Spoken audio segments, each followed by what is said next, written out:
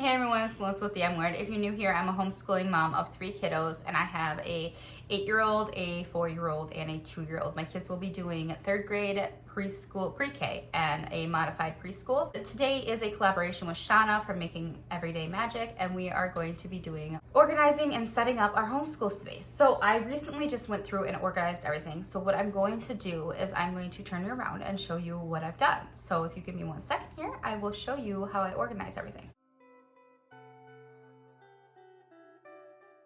Well, actually, I'm going to change my mind. I'm going to start with my binder because I slightly changed it up this year, and this is literally my working binder. I have a working weekly binder. It also has a bit of a monthly binder as well.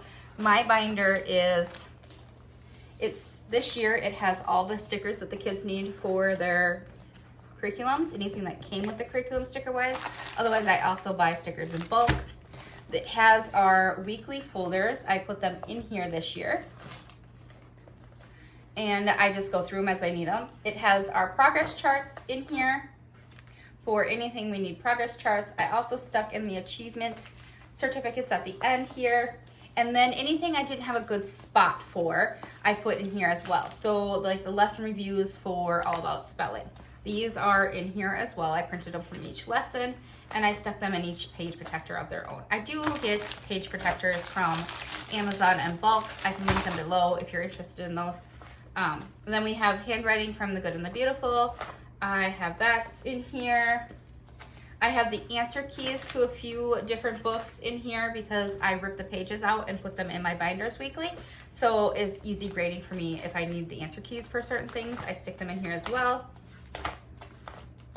I also have the building blocks of science. I have their midterms and all their final and stuff in here. I also printed out the study notebook, and I have that in here as well. I put it all in as many pages as I could, or as many pages as I could in one sheet protector, and I'll just pull them out and put them in my folders as I need them. Then I have my Gamma tracker, All About Spelling track. My daughter's 4-H stuff is in here. Then I have my student attendance tracker. I did update this. There is a new one in the shared folder. I have a Dropbox that I share with everybody. I just ask that you don't reproduce or sell anything that I add in there, please. But you can use it for your own personal use. I have the calendar that I printed. This is just a free one from Time and Date. I have my general plan that I plan on doing for this year. So it has the lessons and the weeks of school where I'd like to be. This is my new weekly schedule. There is another one of these in my Dropbox as well. I just updated it and added it in there. And then I keep a copy of the used ones each year. I made a new reading tracker for this coming school year. I also printed some my book reviews. I think I just Googled kids book review and printed whatever I found for free. This one does not say where it came from, and I don't remember. I've just been copying and printing new ones as I need them. And then my kids' chore charts, and these are the alphabet sheets from All About Reading Pre-Reader. Now I will go ahead and show you the rest of my stuff. This is our school area set up. It's kind of right off from the table where I've been sitting at. Back here is where I stack all of our knowledge crates. It's not a great solution. It's just what I do. Up here is stacked a bunch of science stuff. Again, not a great solution, but it's working for right now. This is our globe. Those are some Timberjewel Firefly toys that I had to put up because my kids kept losing them, and they obviously stickered them. We also have some random stuff that shouldn't be here. We have some books that, most of these are from knowledge crates, I believe. Most of them. This one is not. These are up here as well. Some random tape. Our timer. Our clock. This clock is one of the learning resources, learning clocks. Our timer. Our globe. We also have our learning resources pencil caboodle-y thing. This is where we keep all of our pencils, pens, paints, supplies, stuff like that. A few of them are out and on the table right now. I either pull out one at a time, or I pull this whole thing and set it on the table depending on what we need. Pencil thing, it goes in there. Like I said, some stuff that doesn't belong here. Things that need to go to their home tend to just get set up here and go to their home as needed. We have this shelf, which is kind of a shelf of doom. This is mine for holding my phone for when I'm recording. There is a ruler smashed in here. This is mine for work. This is my colored pencils for my mystery mosaics coloring thing I got from Timberdoodle that I use for myself. Some random papers that I need that are getting crinkled, art stuff, my iPad, my laptop goes underneath this art stuff here.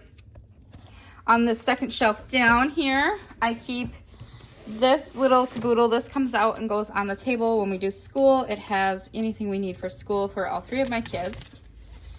I will move that out of the way. Then down here we have whatever we're currently doing in school. So this is all mostly Bookshark stuff, encyclopedias, History Quest, our math, the teacher math because I need the answer key. Mazdas, our books for pre-reader, our books for all about reading, and this stuff I use for work as well. And then this is our plus plus. Here we have another kit. I used to only have one of these, but now that all three kids are in school, I have three of them now, and it has the other books that I need in here. I usually just pull this out once a week, rip the pages I need in this one out, and put them in my weekly teacher binder in the folders that are in here. Back behind here, we have some random folders we don't use, our Matthew C stuff. I am no longer doing this. I used to rip the pages out and put them in a binder, and I stopped doing that. I just rip them out of the main book now. There's really no reason to handle the pages multiple times. I bought the History Quest PDF this year, so I printed it all and put it in that binder. That's Bookshark Science B because I didn't get a binder this year, so I stuck it in there. Then we've got our language arts. Our geography is getting lost back there. Other books that we're using are Building Blocks of Science. This is my business information. This is yearly holiday stuff, so anything that was holiday related, I stuffed it all in here. Square foot gardening and all of our legal homeschool stuff I keep there in that binder. I have this closet. In here I keep Ziggy, some of our art supplies, most of our art supplies. Both of our Moby tiles. I have some flashcard reading stuff for my daughter.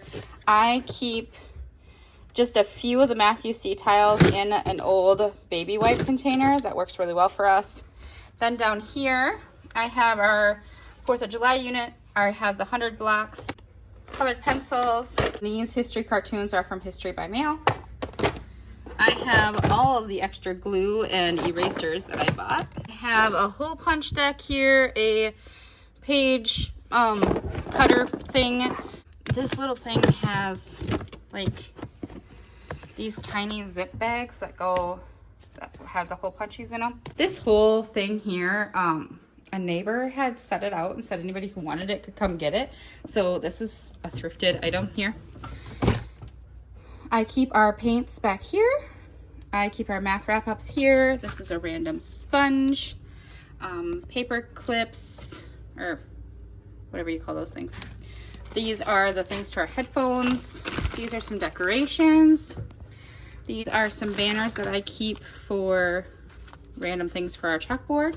These are all the little tiny animals and stuff from Knowledge Crate stuff. This, I don't remember what I had in it, and I don't know why it's empty. I'm thinking my kids hijacked it because I only recently redid all this.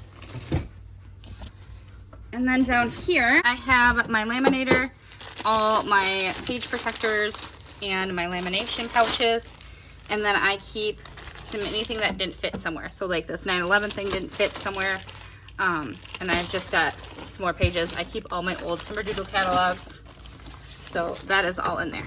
And it's currently a mess because I'm recording. So obviously my laptop's out with my schedule of what I need to record. I have some stuff out that I used for recording in a video just a minute ago. And this is our chalkboard.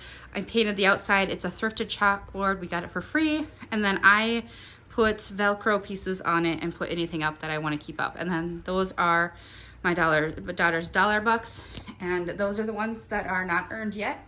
On the side of the school thing, I keep her earned ones here. I got to add one for Riker and Emma yet too. Over here, just a little bit a ways from the school stuff, is another little cabinet in our house. It keeps our ant farm. Usually my ring light sits right here because that's what works.